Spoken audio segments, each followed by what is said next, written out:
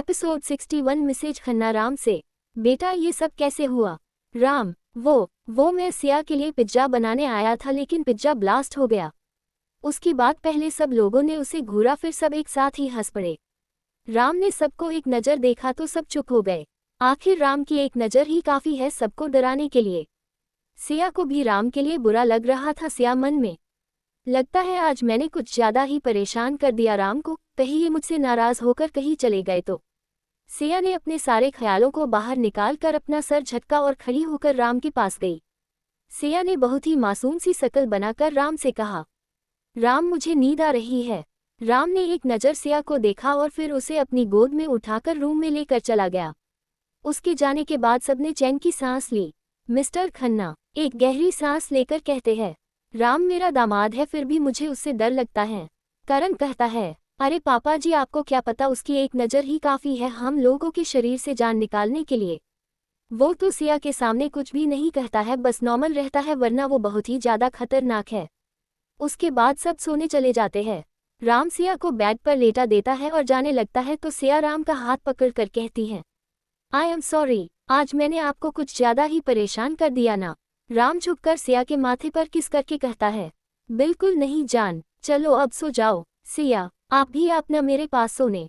राम सिया को अपनी बाहों में लेकर लेट जाता है। थोड़ी ही देर में दोनों गहरी नींद में चले जाते हैं। अगली सुबह राम और बाकी सब वापस से राम के घर के लिए निकल जाते हैं। राम सिया को घर छोड़कर ऑफिस चला जाता है। प्रेम और करण भी ऑफिस चले जाते हैं। सिया घर में बोर हो रही थी तो वो थोड़ी देर गार्डन में आ जाती है। तभी आदि वहां आ जाता है और सिया के गले लग जाता है। सिया भी खुशी से आदि के गले लग जाती है। वही पास में बैठा रेयांश आदि को सिया के गले देख चिढ़ जाता है और कहता है, मम्मा आप अब मुझे प्यार नहीं करते हो। सिया आदि से अलग होकर रेयांश के दोनों गालों पर किस करके कहती है, मेरा प्यारा बच्चा, मम्मा सबसे ज़्यादा आपसे प्यार करती है। सिया की बात सुनकर रेया खुश हो जाता है। आदि रेयांश को अंदर चलने का इशारा करता है जिससे वो अपनी पलकें झपका कर सहमति देता है। उसके बाद दोनों ही अंदर चले जाते हैं। दूसरी तरफ प्रेम आज बहुत परेशान था क्योंकि उसने 2 दिन से नैना को नहीं देखा था। प्रेम खुद से, अजीब है ये लड़की पता नहीं कहाँ चली गई है। ऐसे तो हमेशा मेरे आगे पीछे घूमती रहती है लेकिन अब नहीं कहा है। फ़ोन भी नहीं लग रहा है। प्रेम अपने केबिन में चक्कर काटते हुए बोल रहा था। प्रेम खुद से, एक बार जाकर राम से पूछ लेता हूँ, शायद उसे कुछ पता हो। ये सोचकर प्रेम जैसे ही अपने केबिन से बाहर निकलता है उसे सामने से आती हुई नैना दिखाई देती है। प्रेम को बिना पलके झपकाए बस नैना को ही देखे जा रहा था। उसके मुंह से अपने आप ही निकल जाता है, ब्यूटीफुल। नैना ने आज पिंक कलर की नेट की साड़ी पहनी हुई थी जिसमें वो बहुत ही ज़्यादा सुंदर लग रही थी। प्रेम नैना को देखना में इस कदर खोया हुआ था कि वो खुद अपने कदम नैना की तरफ बढ़ा देता है और गलती से उससे टकरा जाता है जिससे दोनों का ही बैलेंस बिगड़ जाता है और दोनों एक दूसरे के ऊपर गिर जाते हैं। प्रेम नीचे और नैना उसके ऊपर थी। दोनों ही एक दूसरे की आंखों में खोए हुए थे। तभी बैकग्राउंड म्यूजिक बजता है। आंखों में तेरी अजब सी अदाएं हैं, दिल को बना दे जो पतंग सांसे, ये तेरी वो हवाएं हैं। आए ऐसी रात है जो बहुत खुशनसीब है, चाहे जिसे दूर से दुनिया वो मेरे करीब है। कितना कुछ कहना है फिर भी है दिल में सवाल, कहीं सपनों में जो रोज कहा है वो फिर से कहूँ या नहीं। मोबाइल बजने से दोनों ही अपने होश में वापस आते हैं। नैना जल्दी से उठकर अपने आप को सही करती है। प्रेम भी खुद को सही करते हुए खड़ा हो जाता है। नैना ने अपना फ़ोन देखा और तुरंत ही पिक करते हुए कहती है, हाँ तुम आ जाओ लेने, बस मैं थोड़ी ही देर में निकल रही हूँ। इतना कहकर नैना कॉल कट कर देती है और प्रेम से कहती है, सर मुझे आज की छुट्टी चाहिए। छुट्टी की बात सुनकर प्रेम हैरानी के साथ कहता है, क्यों, क्या हुआ तुम्हें? नैना कहती है, सर आज मेरी डेट है इसलिए मुझे छुट्टी चाहिए। डेट की बात सुनकर तो प्रेम के ऊपर जैसे बिजली ही गिर गई हो। वो शौक होकर नैना को ही देखे जा रहा था। नैना आगे कहती है, अच्छा सर अब मैं चलती हूँ। नैना ये बोलकर चली जाती है। प्रेम तो नैना की बात सुनकर जम ही गया था। थोड़ी देर बाद वो अपने होश में वापस आता है तो देखता है कि नैना यहाँ नहीं है तो वो जल्दी से बाहर की तरफ भागता है। बाहर आकर देखता है कि नैना किसी लड़के को अपने गले लगा रही है। ये देखकर तो प्रेम का पारा ही हाई हो जाता है और वो गुस्से से नैना के पास जाकर नैना को उस लड़के से अलग करके उस लड़के को एक पंच मारता है जिससे वो लड़का थोड़ा पीछे हट जाता है। प्रेम गुस्से से कहता है, तुम्हारी हिम्मत भी कैसे हुई मेरी जीएफ को गले लगाने की? प्रेम की बात सुनकर उस लड़के को भी गुस्सा आ जाता है और वो कहता है, ओह हेलो मिस्टर, आज हम दोनों डेट पर जा रहे हैं, तुम कौन हो बीच में आने वाले?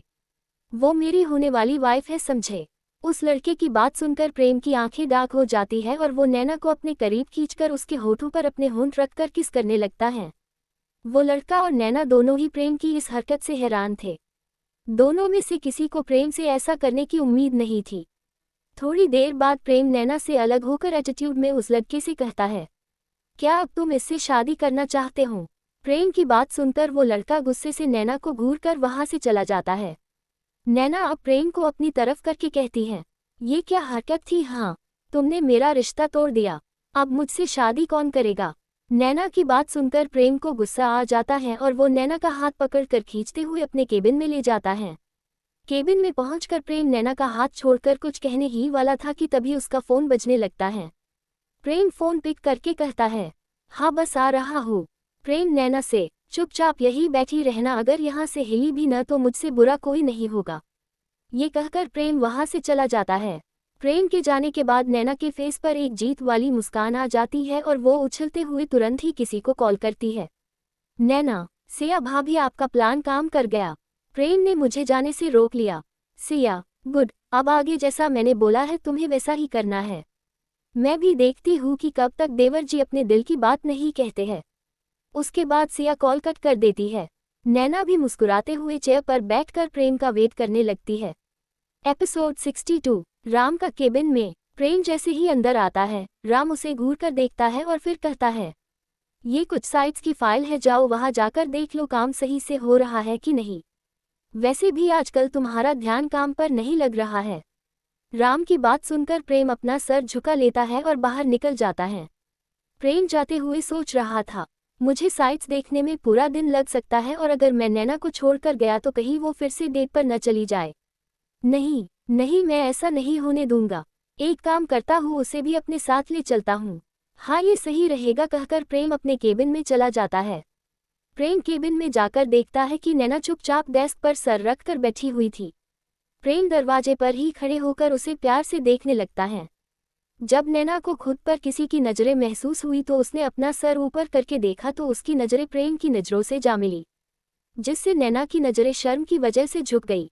नैना खुद को संभालते हुए कहती है, आप कब आए? नैना की आवाज़ से प्रेम अपने होश में वापस आता है और हड़बड़ाते हुए कहता है, वो तुम? हाँ चलो मेरे साथ, मुझे काम से बाहर जाना है।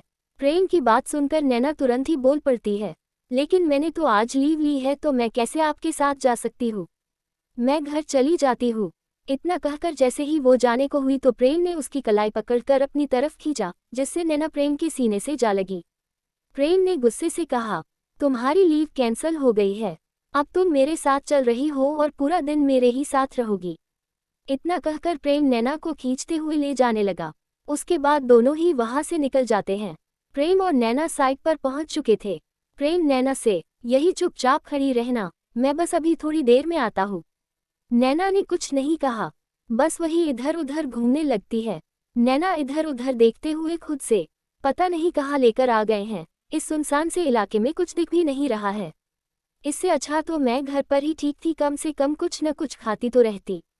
तुम्हें ही बड़ी पड़ी थी ना प्रेम को अपने प्रेम में डालने के लिए, अब भुगत देख ले, कहाँ लाकर छोड़ दिया, जरूर मुझसे बदला ही ले रहा होगा। नैना थोड़ा और आगे जाने लगी कि उसे कुछ आवाजें सुनाई देने लगी। नैना उन आवाज़ों का पीछा करते हुए आगे बढ़ जाती है। नैना वहां पहुंचकर देखती है कि वहां बहुत से लोग गन लिए हुए खड़े थे और एक कमरे के सामने पहरेदारी भी कर रहे थे। उनका लीडर अपने आदमी से, सुन, आज ही इन सारी लड़कियों की डिलीवरी हो जानी चाहिए, नहीं तो बॉस हमें कहीं का नहीं छोड़ेंगे। वैसे भी आजकल बॉस के ऊपर शनि भारी है, उनका कोई काम नहीं हो रहा है। अब आगे आज ये लड़कियों वाला काम भी नहीं हुआ ना, हम लोगों का मरना तय है। उसका आदमी, मालिक आप फिक्र मत करो, आज ये काम हो जाएगा। नैना उन लोगों की बातें सुनकर हैरान थी। नैना खुद से, बाप रे इतना बड़ा झोल, मुझे कैसे भी करके इन लड़कियों को बचाना होगा। मैं पुलिस को फ़ोन करती हूँ। नैना पुलिस को फ़ोन करने के लिए जैसे ही फ़ोन निकालने लगती है तो उसे याद आता है कि फ़ोन तो गाड़ी में ही भूल आई।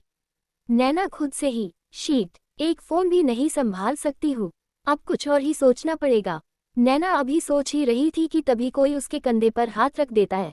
ऐसे अचानक हाथ रखने से नैना डर जाती है और अपनी आंखें बंद करके और अपने हाथ खड़े करके कहती है, नहीं मैंने कुछ नहीं किया, मुझे छोड़ दो। नैना को ऐसे रिएक्ट करते हुए देखकर प्रेम कहता है, ओए छिपकली ये क्या बोल रही हूँ, तुम्हारा दिमाग हिल गया है क्या? प्रेम के आवाज़ सुनकर नैना जल्दी से पीछे पलट कर देखती है तो अपने सामने प्रेम को देखकर उसकी जान में जान आती है और झट से प्रेम को गले लग जाती है। प्रेम नैना के बालों को सहलाकर कहता है, क्या हुआ तुम्हें, इतना डरी हुई क्यों हो? और तुम्हारा फ़ोन कहाँ है, कब से कॉल कर रहा हूँ? नैना प्रेम से अलग होकर कहती है, प्रेम यहाँ बहुत बड़ा रैकेट चल रहा है छोटी बच्चियों की किडनैपिंग का। नैना की बात सुनकर प्रेम हैरान हो जाता है और कहता है, तुम क्या बोल रही हो, तुम्हारा दिमाग तो ठीक है ना? नैना प्रेम का हाथ पकड़कर अपने आगे कर देती है और दीवार से छुपकर दोनों देखने लगते हैं। प्रेम भी वहाँ ये सब देखकर हैरान हो जाता है। प्रेम नैना से कहता है, तुम 1 मिनट रुको, मैं अभी आता हूँ। ये कहकर प्रेम थोड़ी दूर जाकर किसी को कॉल करता है और वापस नैना के पास आ जाता है। नैना प्रेम से, अब हमें चलकर उन लोगों को बचाना चाहिए। नैना जाने लगती है तो प्रेम नैना का हाथ पकड़कर कहता है, नहीं अभी हमें थोड़ा वेट करना चाहिए। नैना गुस्से से, तुम्हें लगता है कि अभी हमें वेट करना चाहिए? दिमाग तो ठीक है ना तुम्हारा, अगर हम लोगों ने देर की तो वो लोग बच्चियों को लेकर चले जाएंगे। प्रेम और नैना इस बात को लेकर झगड़ने लगते हैं। तभी दोनों के सर के ऊपर कोई गन पॉइंट करके कहता है, कौन हो तुम लोग? किसी और की आवाज़ सुनकर नैना और प्रेम एक दूसरे के पीछे देखते हैं तो शॉक हो जाते हैं, क्योंकि गुंडों ने उन दोनों को घेर लिया था। एपिसोड 63। प्रेम और नैना पहले एक दूसरे को देखते हैं फिर उन गुंडों को। एक गुंडा कहता है, कौन हो तुम लोग, बताते हो कि अभी यही तुम दोनों की खोपड़ी उड़ा दूं। उस गुंडे की बात सुनकर प्रेम को गुस्सा आने लगता है और वो जैसे ही उस गुंडों को मारने के लिए अपना हाथ उठाता है तो तुरंत ही नैना उसका हाथ पकड़ लेती है और उस गुंडे से कहती है, अरे मूंछ वाले भैया, हम लोग तो बस अपनी मीटिंग के लिए आए थे, बस मैंने इनसे आइसक्रीम खाने को बोल दिया तो ये मुझ पर ही चिल्लाने लगे। आप ही बताओ भैया, इसमें मेरी क्या गलती? अब कोई पत्नी अपने पति से आइसक्रीम खाने को भी नहीं बोल सकती है। नैना की बात सुनकर सारे गुंडे एक दूसरे को देखने लगते हैं और फिर नैना और प्रेम को देखते हैं तो वही प्रेम हैरानी से नैना को देखने लगता है। नैना को लगा कि अभी ये लोग कन्विंस नहीं हुए हैं तो वो कहती है, भैया क्या आपकी शादी हो गई है? वो गुंडा कहता है, हाँ बहन, मेरी शादी हो गई है। नैना, फिर तो भैया आप मेरा दुख अच्छे से समझ सकते हो। नैना थोड़ा नाटक करते हुए कहती है, आप ये बताए भैया कि क्या कोई पत्नी अपने पति से आइसक्रीम खाने के लिए भी नहीं कह सकती है? भैया आपको भी पत्नी होगी ना, अगर उसका मन होगा तो आप भी उसे कहीं बाहर लेकर जाते होंगे ना। वो गुंडा नैना की बात पर हाँ में हाँ मिला रहा था। नैना ने आगे कहा, तो ठीक है भैया, फिर हम लोग जाते हैं, अभी मुझे आइसक्रीम खानी है। ये कहकर नैना प्रेम का हाथ पकड़कर उसे अपने साथ ले जाने लगती है। तभी वहाँ उनका बॉस आ जाता है। वो कहता है, क्या हो रहा है ये सब यहाँ? वो गुंडा बोला जिसे नैना ने अपनी बातों में फंसा लिया था। बॉस, ये दोनों यहाँ गलती से आ गए थे, अब ये लोग यहाँ से जा रहे हैं। उन गुंडों के बॉस ने एक नज़र नैना और प्रेम को देखा, फिर अपने आदमियों से कहता है, इन्हें भी बंदी बना लो। उसकी बात सुनकर सभी चौंक जाते हैं, पर अपने बॉस की बात को न मानना किसी के बस में नहीं था, इसलिए वो लोग प्रेम और नैना को भी अपने साथ ले जाकर एक अलग कमरे में बंद कर देते हैं। प्रेम नैना पर गुस्सा होते हुए कहता है, लो देख लो, ज्यादा दिमाग लगा रही थी ना, अब भुगतो। अच्छा खासा मैं उनसे लड़ने जा रहा था, अब तक तो हम सबको बचाकर यहाँ से निकल भी जाते। प्रेम को इस तरह गुस्से से चिल्लाते हुए देखकर नैना को भी गुस्सा आ गया। नैना कहती है, अच्छा आपने बड़ा दम है ना, आपने देखा नहीं उनके पास गन थी और आपके पास कुछ भी नहीं था, आप ऐसे कैसे उनसे लड़ते? आपको तो बस हमेशा अपने मन की ही करनी है। अच्छा खासा आज मैं अपनी डेट पर जा रही थी, वो भी आपकी वजह से बर्बाद हो गई। ये कहकर नैना कमरे के दूसरे कोने में जाकर बैठ गई और प्रेम दूसरे कोने में। दोनों भले ही अलग अलग बैठे हुए थे लेकिन एक दूसरे को बारी बारी से देख रहे थे। वहीं दूसरी तरफ सैंडी अपने आदमियों के साथ प्रेम की बताई हुई जगह पर पहुंच गया था। सैंडी ने चुपके से अपने आदमियों को चारों तरफ फैला दिया और उन गुंडों के हर मूवमेंट पर नजर रखने लगा। अभी उसे राम से कोई ऑर्डर नहीं मिले थे, इसलिए वो कुछ नहीं कर सकता था। सैंडी ने प्रेम को कॉल की तो उसका फ़ोन बंद आ रहा था, क्योंकि उन गुंडों ने प्रेम से उसका फ़ोन ले लिया था और बंद करके दूसरी तरफ फेंक दिया था। सैंडी राम को कॉल करके कहता है, बॉस प्रेम सर का फ़ोन नहीं लग रहा है। सैंडी की बात सुनकर राम कुछ देर सोचता है और फिर कहता है, जरूर उन लोगों ने उसे भी पकड़ लिया है, तुम लोग ध्यान देना कि किसी भी बच्चे को कुछ नहीं होना चाहिए। अभी थोड़ी ही देर में रवि ब्रो वहां पहुंचते होंगे। राम की बात सुनकर सैंडी ऑक बॉस कहकर कॉल कट कर देता है। थोड़ी ही देर बाद उन गुंडों के पास एक कॉल आता है तो वो कहता है, जी ठीक है, हम सारी लड़कियों को लेकर निकलते हैं। उस आदमी की बात सुनकर सैंडी जल्दी ही अपने आदमियों को इशारा कर देता है और उसके सारे आदमियों को एक एक करके बेहोश कर देते हैं और उनकी जगह ले लेते हैं। बस कुछ ही लोग उस गुंडे के पास थे। जैसे ही वो आदमी पीछे मुड़कर जाने लगता है कि तभी सैंडी उसके सामने आ जाता है और उसके माथे पर गन पॉइंट करके कहता है, चुपचाप अपने आप हमारे हवाले कर दो वरना जान से जाओगे। सैंडी की बात सुनकर वो आदमी हंसने लगता है और जल्दी ही सैंडी के हाथ पर वार कर देता है, जिससे सैंडी के हाथ से गन छूटकर नीचे गिर जाती है और दोनों के हाथापाई शुरू हो जाती है। उधर वो गुंडे भी लड़ने लगते हैं। फायरिंग शुरू हो जाती है। सैंडी ने उस गुंडे को मार मार कर बेहोश कर दिया था। तभी वहां पुलिस पहुंच जाती है। रवि सबको अरेस्ट करने को बोल देता है और अंदर जाकर दोनों कमरे के दरवाजे खोल कर देखता है तो उसे एक कमरे में छोटी छोटी बच्चियां मिलती है और दूसरे में प्रेम और नैना। सैंडी रवि से कहता है, सर मैं इन बच्चों को उनके माँ बाप के पास लेकर जाता हूँ। रवि सैंडी के कंधे पर हाथ रखकर कहता है, थैंक यू सैंडी, आज तुमने हमारी बहुत मदद की है। इन गुंडों की तलाश पुलिस को न जाने कब से थी, आज ये पकड़ में आए हैं। अब इन सब पीछे जो कोई भी है उसे तो मैं सबके सामने लाकर ही रहूंगा। उसके बाद रवि वहां से चला जाता है। सैंडी भी उन बच्चों को लेकर चला जाता है। अब बस नैना और प्रेम ही वहां बचते हैं। नैना तो प्रेम से पहले से ही चिढ़ी हुई थी, वो जाकर चुपचाप प्रेम की गाड़ी में बैठ जाती है।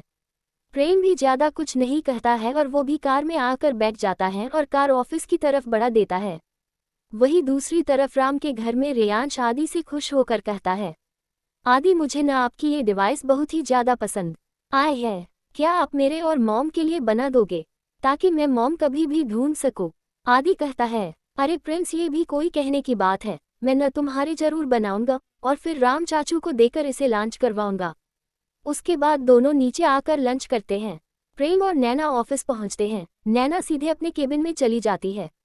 उसे बहुत गुस्सा आ रहा था कि प्रेम ने उसे डांटा। उसने तुरंत ही सिया को फोन किया। सिया, हेलो नैना, भाभी ये आपका देवर न मुझे बहुत परेशान करता है। ये कहकर नैना रोने लगती है और सारी बातें सिया को बता देती है। सिया सब कुछ सुनकर कहती है, ठीक है, आज रात हम सब एक छोटी सी पार्टी घर में रख रहे हैं, तुम जरूर आना। प्रेम को तो पार्टी में ही सबक सिखाएंगे, परेशान मत हो।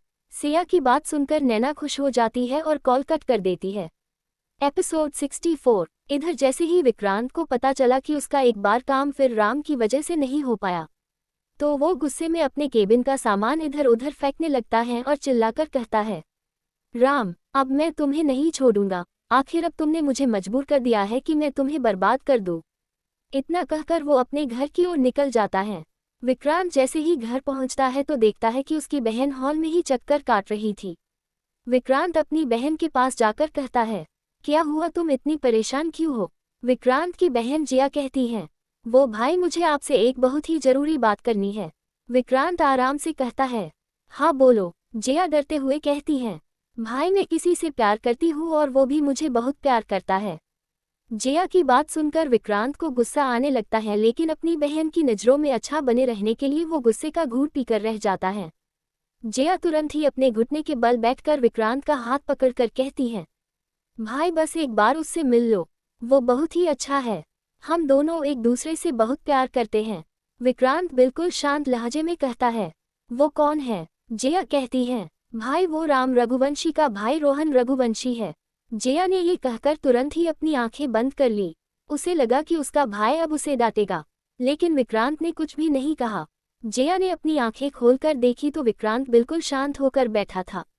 अपने भाई को इस तरह देखकर जिया कहती है, भाई आपको कोई प्रॉब्लम तो नहीं है ना। विक्रांत कहता है, नहीं मुझे कोई प्रॉब्लम नहीं है, मैं जल्द ही राम से तुम दोनों के रिश्ते के बारे में बात करूंगा।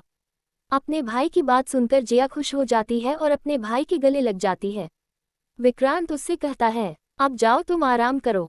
जिया खुशी खुशी अपने रूम की तरफ बढ़ जाती है।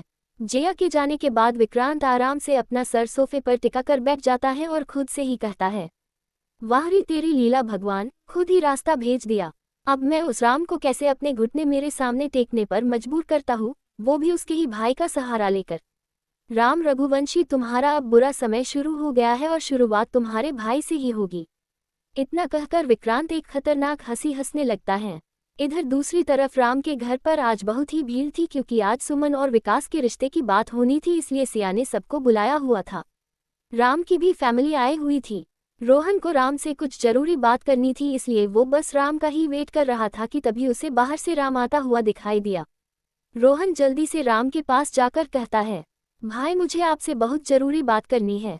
राम प्यार से रोहन के गाल पर हाथ रखकर कहता है, रोहन मैं तेरी सारी बात सुनूंगा, लेकिन अभी नहीं।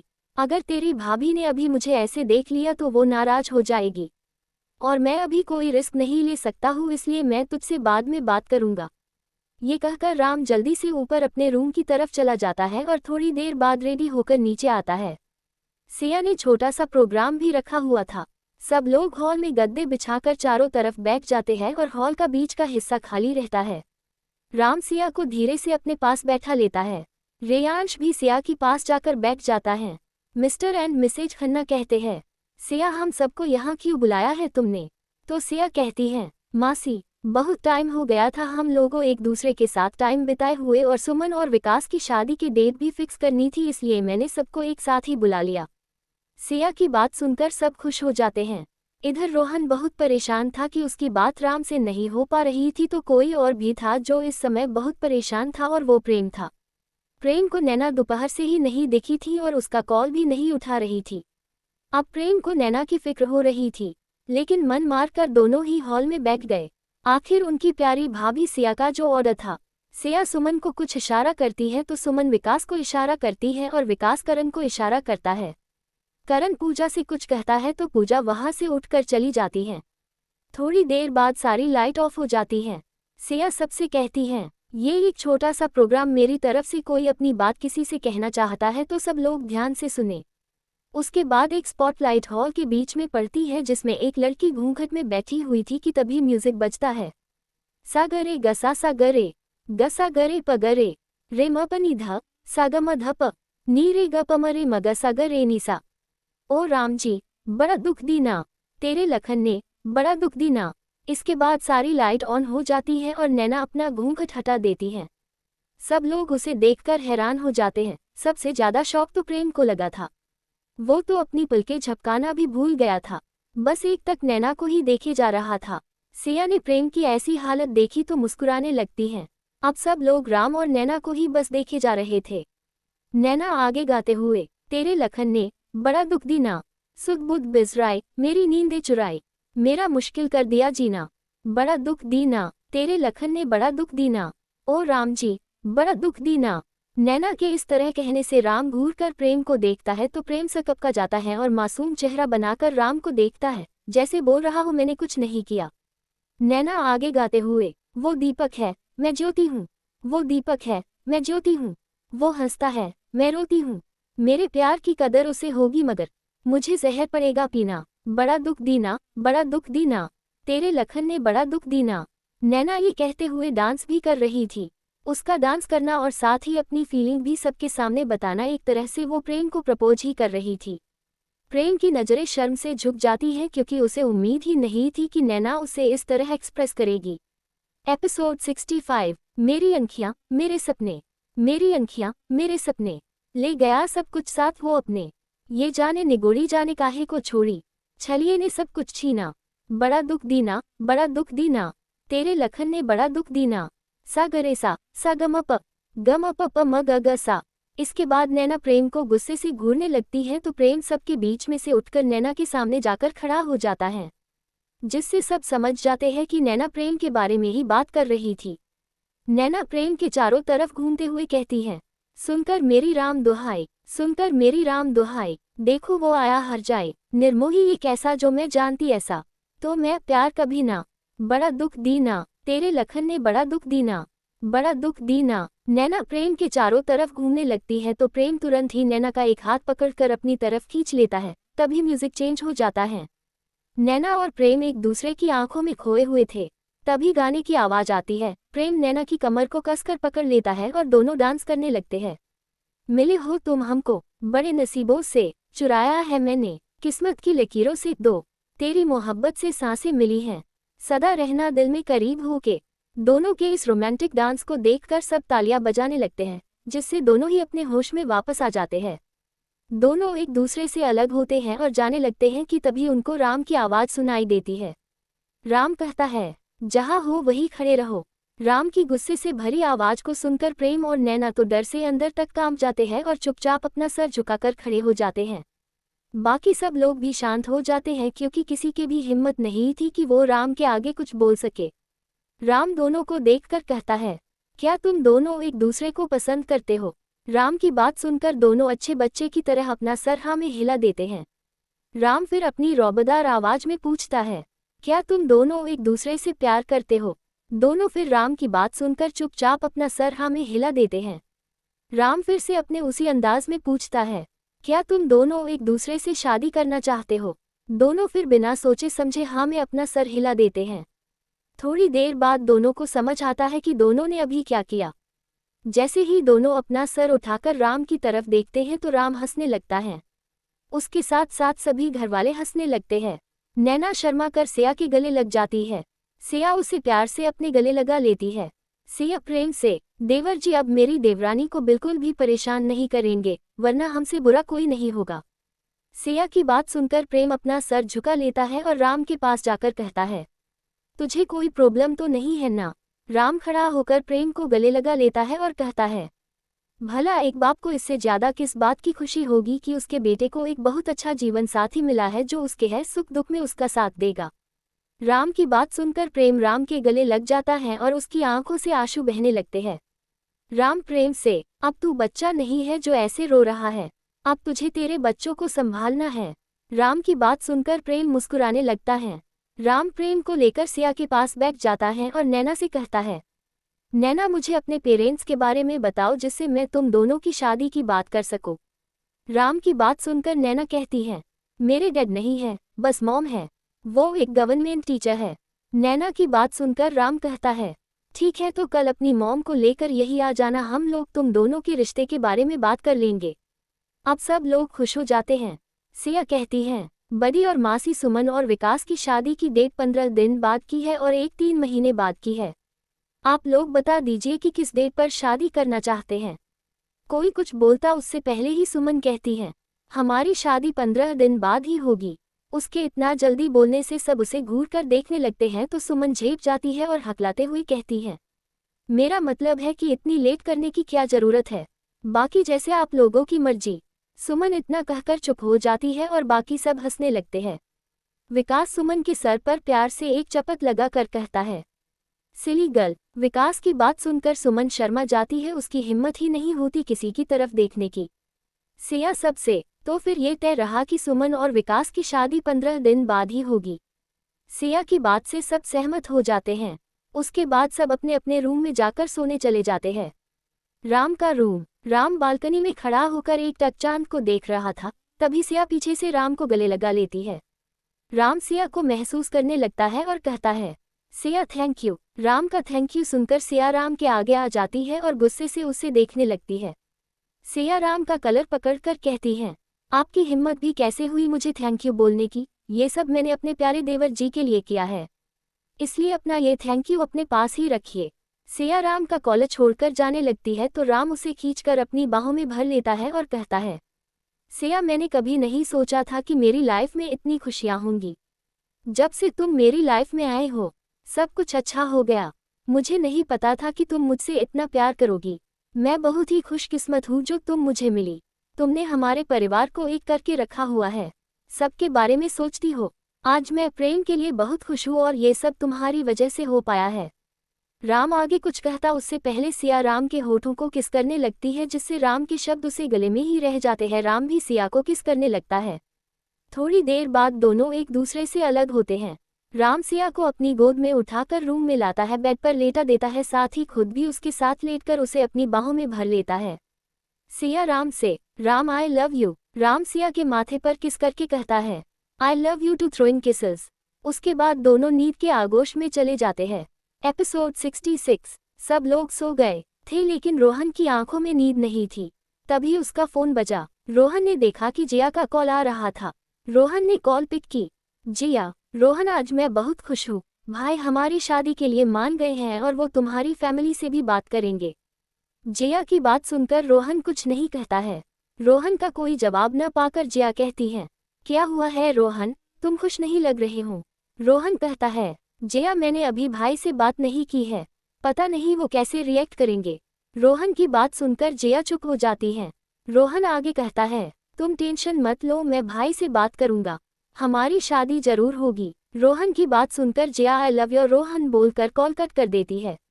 कॉल कट होने के बाद रोहन बेड पर लेट जाता है और खुद से ही कहता है, कल मैं जरूर भाई से बात करूंगा। सोचते सोचते थोड़ी ही देर में वो सो जाता है। अगली सुबह राम जल्दी उठ गया था, सिया अभी तक सो रही थी। तभी राम के रूम के दरवाजे पर नोक हुआ। राम ने गेट खोला तो रेयांश और प्रेम दोनों अपना सर झुकाकर खड़े थे। राम ने बारी बारी से दोनों को देखा, फिर कहा, अब क्या करके आए हो तुम दोनों, जो सर झुकाकर खड़े हो। राम की बात सुनकर दोनों ने झट से एक साथ बोला, मैंने नहीं, इसने किया। दोनों एक दूसरे की बात सुनकर एक दूसरे को खा जाने वाली नजरों से घूरा। राम ने बारी बारी से दोनों को देखा और फिर नमे सर हिला दिया। राम ने अपनी कड़क आवाज में कहा, अब अगर तुम लोगों ने सही सही नहीं बताया तो मुझसे बुरा कोई नहीं होगा। राम की धमकी सुनकर रेयांश और प्रेम झट से कहते हैं, मम्मा को नहीं बताना, भाभी माँ को नहीं बताना। दोनों की बात सुनकर राम दोनों के ऊपर एक सरसरी निगाह डाली और कहा, मुझे ऐसा क्यों लग रहा कि तुम दोनों ने मेरी जान की कोई चीज का नुकसान कर दिया है। राम की बात सुनकर दोनों ही अपना सर हाँ में हिला देते हैं। रेयांश राम की तरफ देखकर कहता है, इसलिए ही तो आपके पास आए हैं कि मम्मा से हमें बचा लो। राम रेयांश की बात सुनकर प्रेम की तरफ देखता है तो वो भी हाँ में अपना सर हिला देता है। राम, अच्छा बताओ आखिर तुम दोनों क्या किया है। राम की बात सुनकर रेयांश और प्रेम की दूसरे की तरफ देखते हैं और फिर एक दूसरे को इशारा करते हैं कि तुम बताओ।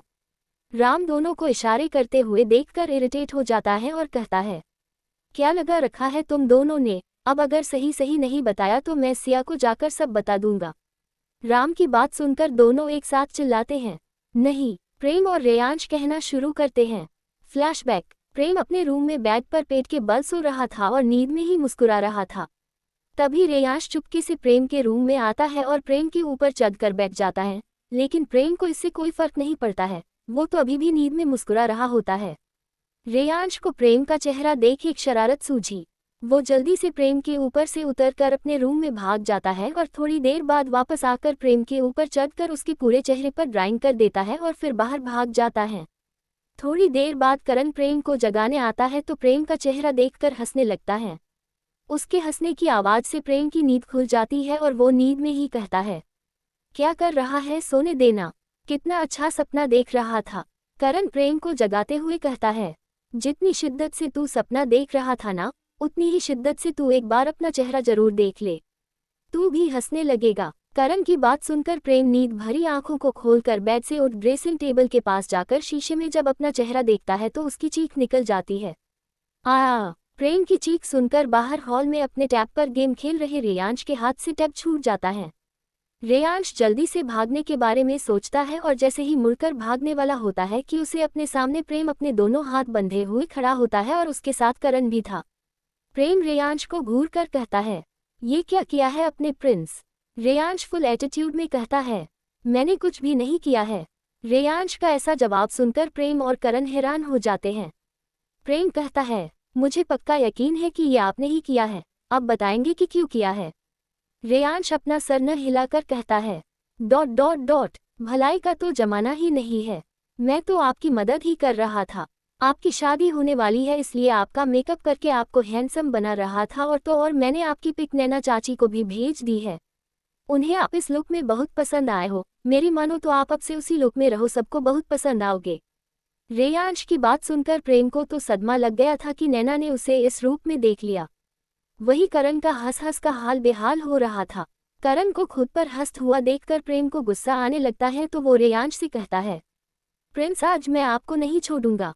रेयांश उसी एटीट्यूड में कहता है, पहले पकड़ कर तो दिखाओ फिर छोड़ने की बात करना। इतना कहकर रेयांश बाहर भाग जाता है और प्रेम उसके पीछे पीछे। दोनों पूरे गार्डन में भाग रहे थे। भागने और पकड़ने के चक्कर में उन लोगों ने ध्यान ही नहीं दिया कि सिया की सबसे कीमती चीज को नुकसान पहुंचा दिया है उन दोनों ने। तभी करण वहां आता है और गार्डन का हाल देखकर शॉक हो जाता है और दोनों के बीच जाकर कहता है, रुको, देखो तुम दोनों ने क्या हाल किया है गार्डन का। करण की बात सुनकर अब दोनों एक दूसरे को छोड़कर गार्डन को देखते हैं तो शॉक हो जाते हैं और फिर एक दूसरे की शक्ल देखते हैं। प्रेम अपने सर पर हाथ रखकर कहता है, ये क्या हो गया मुझसे, भाभी माँ तो मेरी जान ही ले लेंगी और अगर कहीं गुस्से में उन्होंने मेरी शादी ही कैंसिल कर दी तो तब मैं क्या करूँगा। रेयांश भी परेशान होकर कहता है, मम्मा मुझे भी डांटेंगी और अगर उन्होंने मुझसे बात करना बंद कर दिया तो क्या होगा, ये सब आपकी वजह से हुआ चाचू। रेयांश की बात सुनकर प्रेम हैरानी से उसकी ओर देखने लगता है और कहता है, इन सब की जिम्मेदार तुम हो, ये सब तुम्हारी वजह से हुआ। न तुम मेरा मेकअप करते और न ही मैं तुम्हारे पीछे भागता है और न ये सब होता। उन दोनों को चूहे बिल्ली की तरह लड़ता हुआ देखकर करण कहता है, एक रास्ता है। करण की बात सुनकर दोनों उसकी ओर बड़ी उम्मीद से देखने लगते हैं। तो करण कहता है, राम, तुम लोग राम की हेल्प ले सकते हो, जरूर वो सिया को संभाल लेगा। करण की बात सुनकर दोनों एक दूसरे की तरफ देखते हैं और फिर करण की तरफ देखते हैं। फ्लैशबैक एंड उन दोनों की पूरी बात सुनकर राम बारी बारी से दोनों की तरफ देखता है और कहता है, तुम दोनों गलती तो की है, इसलिए तुम दोनों को पनिशमेंट भी मिलेगी और वो सिया ही देगी। लेकिन अब तुम लोग मेरे पास आए तो मैं कोशिश करूंगा कि तुम लोग बच जाओ। राम की बात सुनकर दोनों को एक उम्मीद नजर आती है और दोनों राम के गले लग जाते हैं। रेयांश छोटा था तो वो राम के पैरों से चिपक जाता है। तभी राम का फोन बजने लगता है। राम दोनों को जाने का कहकर अंदर आकर दरवाजा बंद कर देता है और फोन उठाकर बालकनी में चला जाता है। राम जैसे ही हेलो कहता है, उधर से कुछ कहा गया जिससे राम की आंखें बिल्कुल डार्क हो जाती है। राम कॉल कट करके एक गहरी सांस लेकर अपने रूम में आता है और सिया के पास जाकर उसके माथे को चूम कर कहता है, मैं तुम पर और हमारी फैमिली पर कोई आंच नहीं आने दूंगा, चाहे उसके लिए मुझे मेरी ही जान क्यों ना देनी पड़े। एपिसोड 67। राम के प्यार भरे स्पर्श से सिया की नींद खुल गई। सिया ने धीरे धीरे अपनी आंखें खोली तो अपने सामने राम को पाया। सिया राम की गोद में सर रखकर फिर से अपनी आंख बंद करके लेट जाती है। राम सिया के माथे पर किस करके कहता है, जान अब उठ जाए, आज आपके देवर का रिश्ता पक्का होने वाला है और उसकी भाभी माँ अभी तक सो रही है। क्या सोचेंगे हमारे बारे में कि जब उसकी भाभी माँ ऐसी है तो पता नहीं वो कैसा होगा। राम की बातें सुनकर सिया झट से उठकर बैठ जाती है और मुंह फुलाकर कहती है, किसकी इतनी हिम्मत है जो मेरे देवर को बुरा भला कह सके। मेरे होते हुए मैं अपने परिवार पर एक आंच भी न आने दूं। सिया की ऐसी बातें सुनकर राम के चेहरे पर मुस्कान आ जाती है और वो कहता है, उसके लिए आपको रेडी होना पड़ेगा, चलिए जल्दी से रेडी हो जाए। सिया तुरंत ही बाथरूम में चली जाती है। इधर राम अपना लैपटॉप खोलकर कुछ काम करने लगता है। कुछ घंटों बाद सब लोग रेडी होकर हॉल में बैठे थे, बस इंतजार था तो नैना और उसकी माँ का। राम की पूरी फैमिली भी वही थी और सिया की भी। सिया आराम से सोफे पर बैठी हुई थी और उसके अगल बगल प्रेम और रेयांश बैठे हुए थे, उसे तरह तरह की चीजें खिला रहे थे। सब उनको ऐसे देखकर बहुत खुश थे। तभी घर की बेल बजी। सब एक साथ दरवाजे की तरफ देखने लगे। सर्वेंट ने जाकर गेट खोला। नैना अपनी माँ के साथ अंदर आती है। नैना और उसकी माँ मिडिल क्लास फैमिली से थी, इस वजह से उसकी माँ पहली बार ऐसी शान शौकत देख रही थी। उनका दिल काफी खुश था कि उनकी बेटी को इतना बड़ा अमीर परिवार मिला। उनकी जिंदगी तो गरीबी में कट गई, लेकिन वो अपनी बेटी को हमेशा से अच्छे घर में भेजना चाहती थी और आज उनकी मुराद पूरी होने वाली है। नैना अपनी माँ को लेकर हॉल में आती है। नैना सबसे अपनी माँ को मिलवाती है। सब लोग सोफे पर बैठ जाते हैं। राम अपनी मेन चेयर में बैठा हुआ था, जो किसी राजा की तरह लग रहा था। राम ने नैना की माँ से कहा, माँ जी आप हमारे भाई प्रेम से मिल लीजिए। राम प्रेम को अपने पास बुलाता है। प्रेम उठकर राम के पास जाकर खड़ा हो जाता है। राम, माँ जी ये मेरा भाई, मेरा दोस्त, मेरा सब कुछ है। ये आपकी नैना से बहुत प्यार करता है और नैना भी प्रेम को पसंद करती है, इसलिए हम चाहते हैं कि इन दोनों की शादी करा दी जाए। राम प्रेम को इशारा करता है तो प्रेम नैना की माँ माया जी के पैर छूता है। नैना की माँ को प्रेम एक नज़र में ही पसंद आ गया था। माया जी प्रेम के सर पर हाथ रखकर कहती हैं, खुश रहो बेटा। प्रेम वापस अपनी जगह बैठ जाता है। नैना की माँ कहती हैं, देखिए बेटा जी हम लोग मिडिल क्लास फैमिली से है, इसलिए आप बता दीजिए कि शादी कैसे करनी है। मैं पूरी कोशिश करूंगी कि आप लोगों की खातिरदारी में कोई कमी ना हो। नैना मेरी इकलौती बेटी है, मैं बस उसकी खुशियां ही चाहती हूँ। मुझे प्रेम बहुत पसंद आया और आपकी फैमिली भी बहुत अच्छी है। ऐसे परिवार में जाना मेरी बेटी की खुशकिस्मती है। आप लोग जैसे चाहे वैसे शादी की तारीख पक्की कर सकते हैं। माया जी के जवाब से सबको बहुत ही ज्यादा खुशी हुई। प्रेम और नैना एक दूसरे को छुप छुप कर देख रहे थे। आज नैना ने साड़ी पहनी हुई थी, जिससे प्रेम की नजरें नैना से हट ही नहीं रही थी। करण खुशी से, अरे वाह, फिर मुंह मीठा हो जाए, आखिर दोनों तरफ से हाजो है। मैं सबके लिए मीठा लेकर आता हूँ। ये कहकर करण जाने लगता है तो राम उसको रोककर कहता है, रुको करण, अभी ये रिश्ता नहीं हो सकता है। राम की बात सुनकर सब हैरान और परेशान हो जाते हैं। राम आगे कहता है, अभी ऐसा कुछ है जिसके बारे में नैना और माया जी को जानना बहुत जरूरी है। एक ऐसा सच जो प्रेम से जुड़ा हुआ है और उसके बारे में जानने का नैना और माया जी को पूरा हक है। राम अपनी बात कहकर अपने दादाजी की तरफ देखने लगता है, जो इस वक्त एक तिरछी स्माइल कर रहे थे। उनके ऐसे स्माइल करने से राम अच्छे से समझ रहा था कि वो क्या कहना चाहते हैं। दादाजी मन में, अब मैं देखता हूँ कि इसका सच जानकर कोई कैसे इसे अपनी बेटी देगा और कौन इससे शादी करेगा। तूने इसे एक परिवार तो दे दिया, लेकिन इसका जीवन साथी नहीं दे पाएगा। मैं भी देखता हूँ कि ये मनहूस कब तक तेरे साथ रहता है। एक ना एक दिन ये गंदा खून अपना रंग जरूर दिखाएगा। अपने दादाजी की ऐसी सोच देखकर राम का दिल फिर से टूट जाता है। राम अपने मन में, आपने कभी मुझे अपना नहीं समझा तो मैं आपसे कैसे उम्मीद कर लूँ कि आप प्रेम को अपनाएंगे। लेकिन इस बार मैं उसकी खुशियाँ उसे दिलाकर रहूंगा और आपको भी दिखाऊंगा कि प्यार में कितनी ताकत होती है, जिसके आगे बड़े से बड़े लोग भी अपने घुटने टेक देते हैं। प्रेम और नैना भी अपने प्यार से हर मुश्किल को हल कर सकते हैं। मैं भी देखना चाहता हूँ कि आखिर नैना प्रेम से कितना प्यार करती है। क्या वो उसके अतीत को जानकर उसे अपनाएगी। करण राम से, राम, क्या ये सब बातें अभी जरूरी है? अब उन सब बातों का क्या लेना देना, अभी बस आगे का सोचो। राम करण को गुस्से से घूर कर, आगे का सोचकर ही मैंने ये फैसला लिया है कि नैना और माया जी को प्रेम के बारे में सब जानने का हक है। आखिर प्रेम और नैना को एक साथ पूरी लाइफ बितानी है। अभी नहीं बताया तो आगे जाकर कभी ये सच बाहर आ गया तो क्या गारंटी है कि नैना प्रेम को छोड़कर नहीं जाएगी। राम की बात सुनकर करण चुप पड़ जाता है। राम की फैमिली तो सारा सच पहले से ही जानती थी, इसलिए वो लोग भी चुप ही थे। सिया भी प्रेम के बारे में सब जानती थी, इसलिए वो भी बिल्कुल शांत थी। प्रेम ने जब राम की बात सुनी तो वो जाकर सीधे सिया के पैरों के पास जाकर बैठ जाता है और उसकी गोद में सर रख लेता है। जो लोग सच जानते थे उन्हें पता था कि प्रेम को इस वक्त कितनी तकलीफ हो रही है, लेकिन राम की वजह से सब चुप थे। एपिसोड 68। राम ने नैना और उसकी माँ से कहा, माया जी, मैं चाहता हूँ कि आप पहले पूरा सच जाने, उसके बाद ही कोई फैसला ले। सच जानने के बाद आपका जो फैसला होगा हमें मंजूर होगा। माया जी हमें अपना सर हिला देती है। राम पहले प्रेम की तरफ देखता है, जो सिया की गोद में सर रख कर बैठा था और सिया उसका सर सहला रही थी। राम ने सिया की तरफ देखा तो उसने पलकें झपकाकर सहमति दी कि वो उसके साथ है। राम ने कहना शुरू किया, ये बात तब की है जब मैं यहाँ से बाहर पढ़ने के लिए गया था, तब मैं 10 साल का था। मैं और करण एक साथ ही हॉस्टल में रहकर पढ़ते थे। एक दिन मुझे रास्ते में प्रेम मिला, जो रोड के एक कोने में बैठकर रो रहा था। जब मैंने उससे पूछा कि क्या हुआ, तो उसने कहा कि उसे भूख लगी। प्रेम को ऐसे देखकर मुझे बहुत तकलीफ हुई। पता नहीं, लेकिन उसे देखकर एक अनजाना रिश्ता सा जुड़ गया था। मैं प्रेम को अपने साथ लेकर हॉस्टल चला गया। उसे खाना खिलाया, नहलाया और फिर उसके लिए बहुत सारे कपड़े लिए। मैंने प्रेम के बारे में जब सब कुछ पता किया तो मुझे पता चला कि प्रेम की माँ इंडिया की रहने वाली थी। वो एक गांव से थी। किसी ने उन्हें अपने प्यार के जाल में फंसाया और उनसे शादी के बाद प्रेम पैदा हुआ, लेकिन उसके पति ने उन्हें बेच दिया और वो इंडिया से बाहर दूसरे देश में आ गई। यहाँ आकर उनकी जिंदगी ही बदल गई। उनकी इज्जत को यहाँ के लोगों ने अपने फायदे के लिए तार तार कर दिया था। एक दिन उन्होंने खुदकुशी कर ली और छोड़ गई प्रेम को दुनिया के सहारे। जब मुझे प्रेम के बारे में सब सच पता चला तो मैंने उसे गोद ले लिया और उसका नाम प्रेम रखा। उसे पढ़ाया लिखाया, एक अच्छा इंसान बनाया। अब प्रेम को खुद की एक कंपनी है, लेकिन उसे मेरा असिस्टेंट ही बनना पसंद है।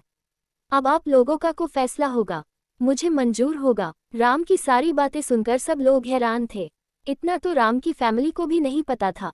राम ने आगे कहा, अब मैंने अब कुछ आप पर और नैना पर छोड़ दिया है। अगर आप ये शादी नहीं करना चाहती है तो भी हमें कोई प्रॉब्लम नहीं है। प्रेम के लिए हम सब है और उसे तो बस प्यार चाहिए, जिसके लिए हम सब है। राम ने प्रेम की तरफ देखा, जो अभी भी सिया की गोद में सर रखे हुए था। माँ का प्यार तो उसे सिया से ही मिला था। प्रेम सिसक रहा था। सिया ने प्रेम के माथे को चूम लिया।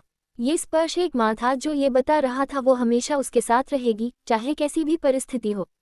माया जी ने कहा, देखिए राम जी, आप लोगों ने जो भी बताया उसमें कहीं भी प्रेम की गलती नहीं है और न उसकी माँ की। तो फिर प्रेम को उस गलती की सजा क्यों मिले जो उसने की ही न हो? गलती तो उसके पिता की है। भले ही खून किसी का भी हो, लेकिन संस्कार तो आपके हैं, परछाई तो आपकी है वो। और इतनी देर में मैंने जान लिया है कि आप में और सिया जी में प्रेम की जान बसती है।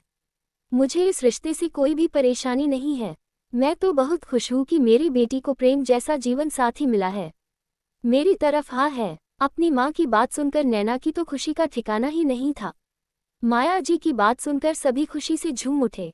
राम ने एक नज़र अपने दादाजी पर डाली और थोड़ी देर उनकी आंखों में देखा, जैसे कह रहा हो, देख लिया आपने, सब लोग आपके जैसे नहीं होते और न ही उनकी सोच आपके जैसी होती है। कुछ लोग ऐसे भी होते हैं जिन्हें हीरे की परख होती है, और वो हीरा मेरा प्रेम है जिसे मैंने अपने पसीने और मेहनत से सींचा है। मेरा प्रेम कभी भी मेरे खिलाफ नहीं जा सकता और न ही मुझसे पूछे बिना कोई काम कर सकता है। उसके बाद राम ने अपने दादाजी से नजरें हटाकर प्रेम की तरफ की, जो अभी भी सिया की गोद में सर रखे बैठा हुआ था। राम चलकर प्रेम के पास गया और उसके कंधे पर हाथ रखा। राम के छूते ही प्रेम तुरंत ही खड़े होकर राम के गले लग गया और रोते हुए कहने लगा, थैंक यू, जो आप मुझे अपनी दुनिया में लाए, वरना पता नहीं मैं कहाँ होता। राम प्रेम के सर पर हाथ फेर कर कहता है, बस बस अब और नहीं, तू मेरा भाई है, बस यही सच है, समझा तू? प्रेम हाँ में अपना सर हिला देता है। करण भी आकर दोनों के गले लगता है तो विकास कहता है, अरे भाई मैं क्यों पीछे रहूं, तो वो भी आकर गले लग जाता है। सब उन लोगों को ऐसे देखकर बहुत खुश थे, शिवाय राम के दादाजी के अलावा। सिया कहती हैं, दी अब तो मिठाई बनती है, आखिर मेरे देवर का रिश्ता जो पक्का हो गया है। पूजा जाते हुए कहती हैं, अरे बिल्कुल, मैं अभी लेकर आती हूँ। थोड़ी देर बाद पूजा मिठाई लेकर आती है और सबको मिठाई देती है। सब एक दूसरे को खिला रहे थे। नैना सब बड़ों के पैर छूने लगती है। जहाँ सारा परिवार खुश था तो वही रोहन एक कोने में परेशान सा घूम रहा था। उसे डर था आगे जो होने वाला है। अचानक पूरे हॉल में एक आवाज़ सुनाई दी, अरे किस बात की मिठाई खिलाई जा रही है, कोई हमें भी बताओ, हम भी आपकी खुशियों में शामिल हो जाए। उस आवाज़ को सुनकर सभी लोग गेट की तरफ देखने लगते हैं, जहाँ विक्रांत अपने पूरे परिवार को लेकर खड़ा हुआ था। विक्रांत का इस तरह से यहाँ आना, और वो भी पूरी फैमिली के साथ। सब हैरान होकर उसे देख रहे थे, और रोहन की तो हवाएं ही उड़ी हुई थी, क्योंकि उसे उम्मीद नहीं थी कि ये लोग इतनी जल्दी आ जाएंगे। जहाँ विक्रांत को देखकर सबके चेहरे पर एक डर और हैरानी के भाव थे, तो वही राम बिल्कुल शांत खड़ा हुआ था, जैसे उसे पता था कि यही होने वाला है। एपिसोड 69। विक्रांत अंदर आते हुए कहता है, सॉरी अब सभी से ऐसे आने के लिए, लेकिन बात इतनी जरूरी थी कि मैं खुद को रोक ही नहीं पाया और चला आया। विक्रांत ही बात सुनकर कोई कुछ भी नहीं कहता है। तभी राम के दादाजी कहते हैं, अब आ ही गए हो तो बैठो और जो भी बात करनी है आराम से करो। उसके बाद सब अपनी अपनी जगह बैठ जाते हैं। राम जाकर अपनी कुर्सी पर बैठ जाता है। तभी रोहन जाकर राम के पास खड़ा हो जाता है और अपना सर झुका लेता है। काफी हद तक सबको समझ आ गया था कि ये बात रोहन से रिलेटेड है, तभी वो राम के पास जाकर खड़ा हो गया है। लेकिन कोई न तो कुछ पूछता है और न ही कुछ बोलता है। सब बस राम के बोलने का इंतजार कर रहे थे।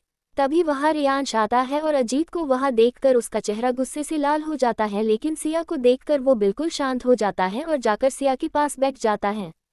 विक्रांत सबसे कहता है, अरे इतनी भी जल्दी क्या है, पहले आप लोग मेरी न्यू वाइफ से तो मिल लो। विक्रांत की बात सुनकर सभी हैरानी से उसे देखने लगे।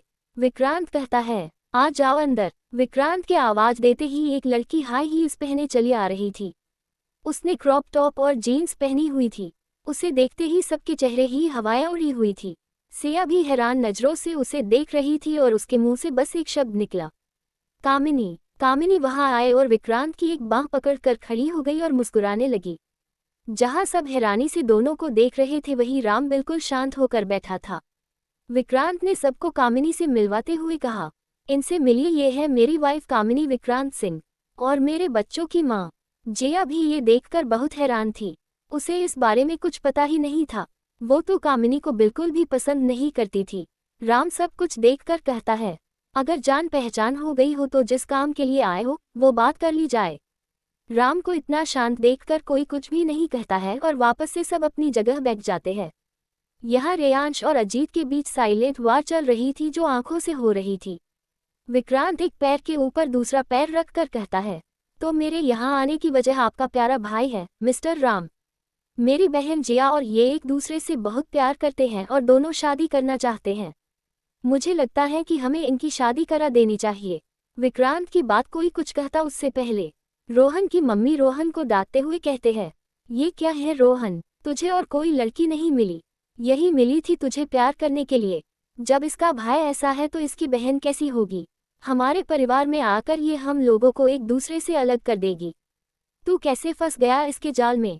तू तो राम से बहुत प्यार करता था ना, फिर इतनी बड़ी गलती कैसे कर दी तूने कि दुश्मन की ही बहन से प्यार कर बैठा। भूल गया इसने क्या क्या किया हमारे साथ।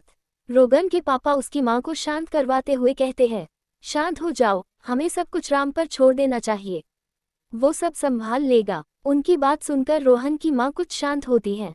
रोहन की मां की बातें सुनकर जिया की आंखों से आंसू आ जाते हैं, लेकिन उसने उन्हें रोक लिया। इधर विक्रांत और कामिनी ये सब ड्रामा देखकर बहुत खुश थे।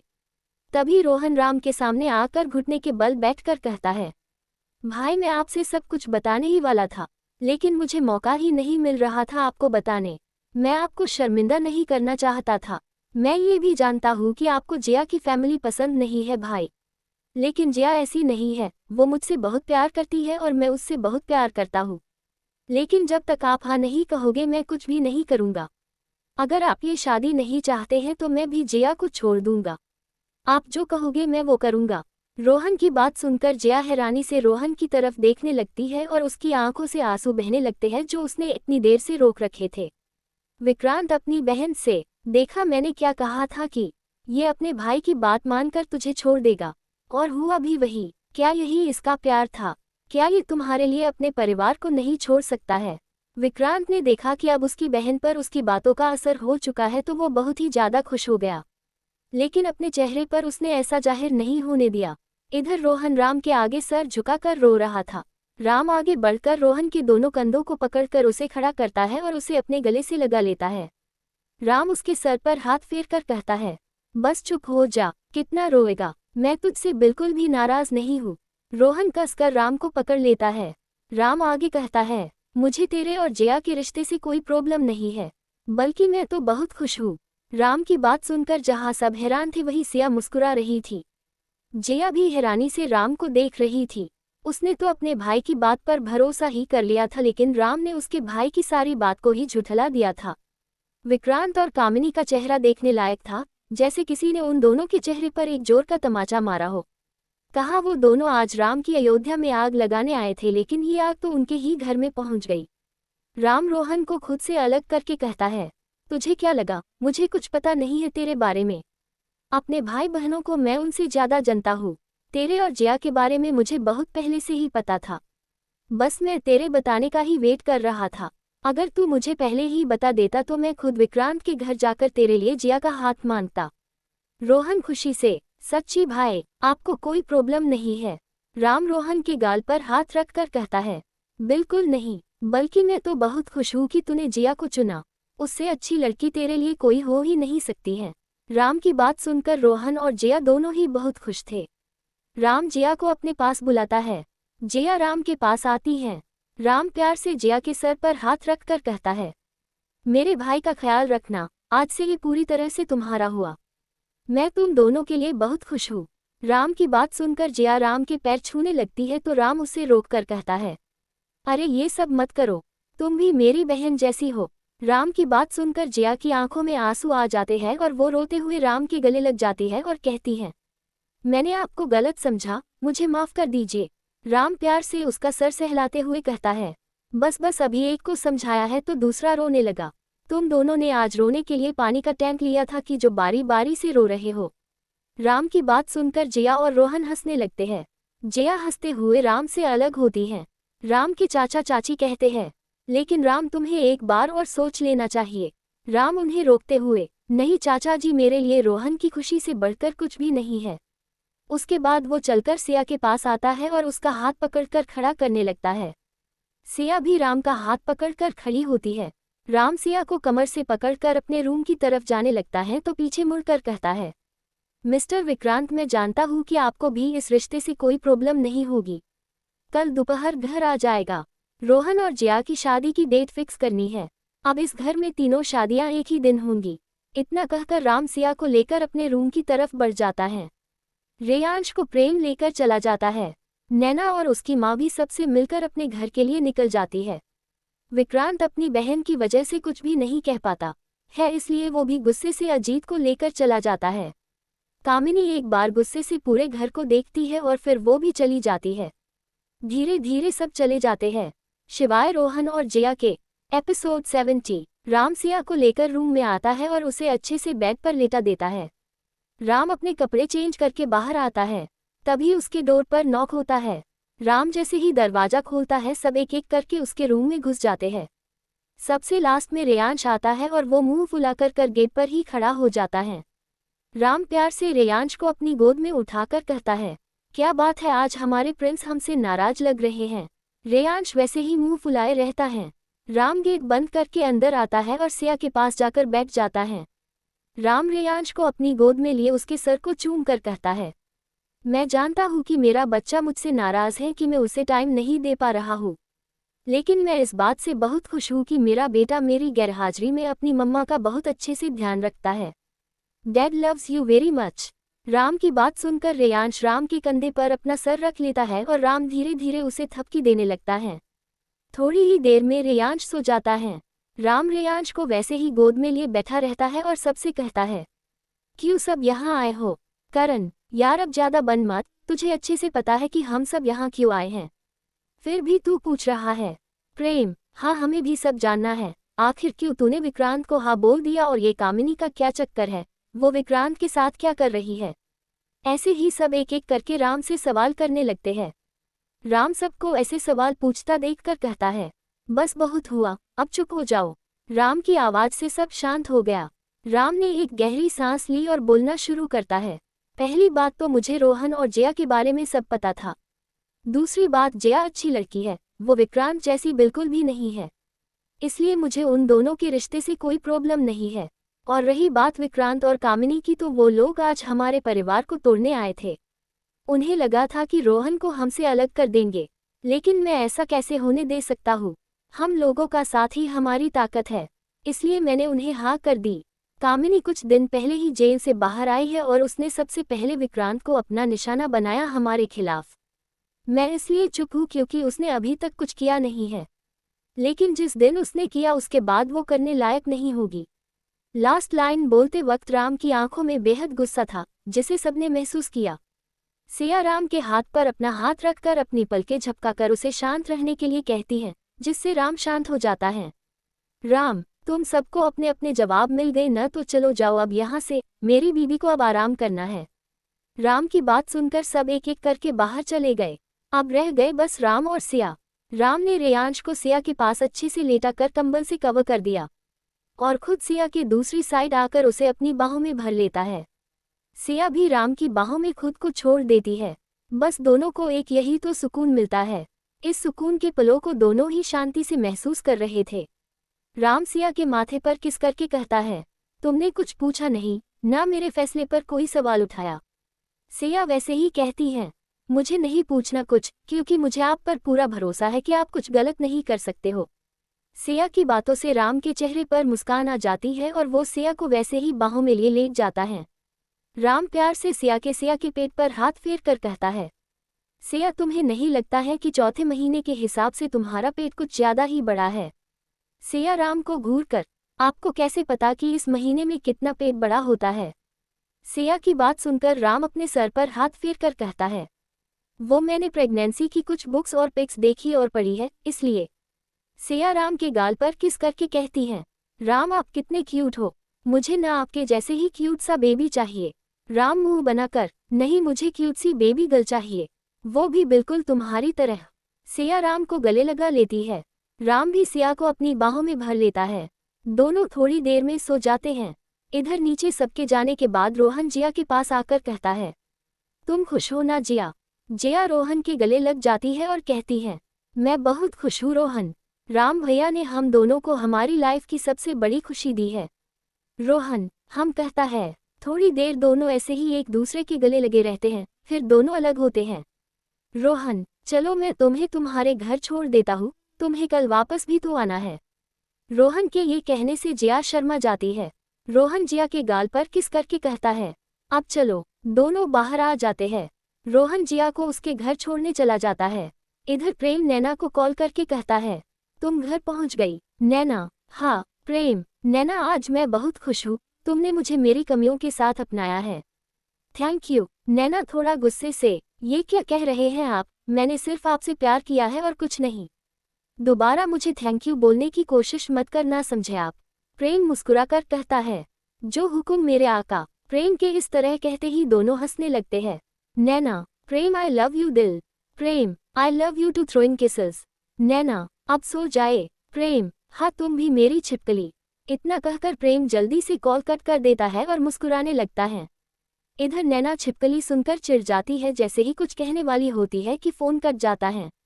नैना भी मुस्कुराते हुए बेड पर लेट जाती है और सो जाती है। कल की सुबह सबकी जिंदगी में नई खुशियां लाने वाली थी। आज सब सुकून की नींद सो रहे थे तो वही कोई था जिसकी रातों की नींद उड़ी हुई थी। विक्रांत के घर में कामिनी अपने रूम में सब सामान इधर से उधर फेंक रही थी। रह रह कर उसको सिया का मुस्कुराता हुआ चेहरा याद आ रहा था। कामिनी गुस्से से, मैं इतनी जल्दी हार नहीं मानूंगी। जिसको पाने के लिए मैंने क्या कुछ नहीं किया, मैं उसे इतनी आसानी से सिया का नहीं होने दूंगी। सिया, तुम्हें अब मुझसे कोई नहीं बचा सकता है, तुम्हारा वो सुकौल पति राम भी। बहुत जी लिए तुमने सुकून भरे पल, अब मरने के लिए तैयार हो जाओ। तुम्हें ऐसी मौत दूंगी कि तुम्हारी रूह कांप जाएगी, ताकि तुम दोबारा कभी भी मेरे रास्ते में आने का न सोचो। इतना कहकर कामिनी हंसने लगती है। उसके रूम के बाहर विक्रांत खड़े होकर सब कुछ सुन रहा था। वो चुपचाप अपने रूम में चला जाता है।